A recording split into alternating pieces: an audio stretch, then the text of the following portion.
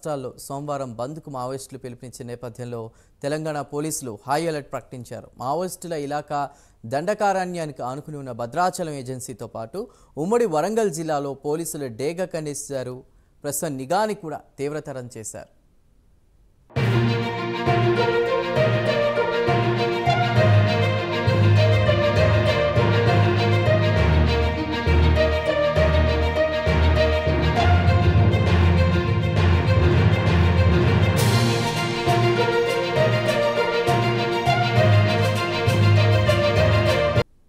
తెలంగాణ సరిహద్దు ప్రాంతాల్లో కొద్ది రోజులుగా మావోయిస్టులు భద్రతా బలగాలకు మధ్య జరుగుతున్న ప్రచ్ఛన్న యుద్ధంతో దండకారణ్యం ఒక్కసారిగా వేడెక్కింది. ఇరువైపులా నిత్యం ఎదురుకాల్పుల మోతతో కీకారణ్యం దద్దరిల్లుతోంది.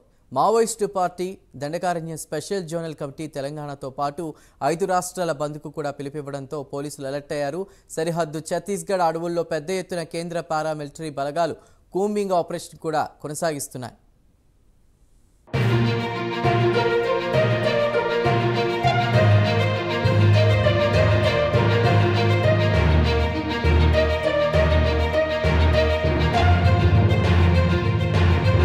మావోయిస్టులు తమ ఉనికిని చాటుకునేందుకు తెలంగాణలో ప్రవేశించి ఏదైనా ఘటనలకు పాల్పడే ప్రమాదం ఉన్న సమాచారంతో కూడా ఆ అనుమానాలతో కూడా ప్రస్తుతం పోలీసులు అలర్ట్ అయినట్టు తెలుస్తోంది.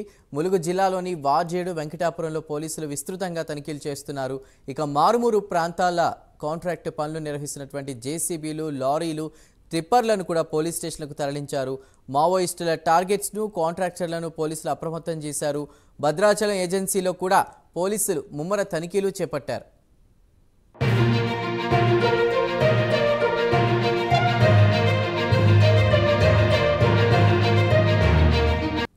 తెలంగాణ సరిహద్దులో ఇటీవల జరిగిన ఎదురుకాల్పుల ఘటనలో తమ సహచరులను కోల్పోయిన మావోయిస్టులు బంద్ సందర్భంగా రెచ్చిపోయి వ్యూహాత్మక దాడులకు తెగబడే అవకాశాలు లేకపోదనే నిఘా వర్గాల సమాచారంతో తెలంగాణ పోలీసులు భద్రత కట్టుదిట్టం చేశారు.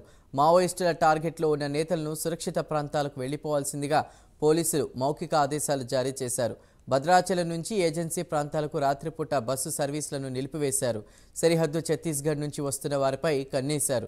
సరిహద్దు పోలీస్ స్టేషన్ల భద్రతను పర్యవేక్షిస్తూ పరిస్థితులపై ఆరా తీస్తున్నారు.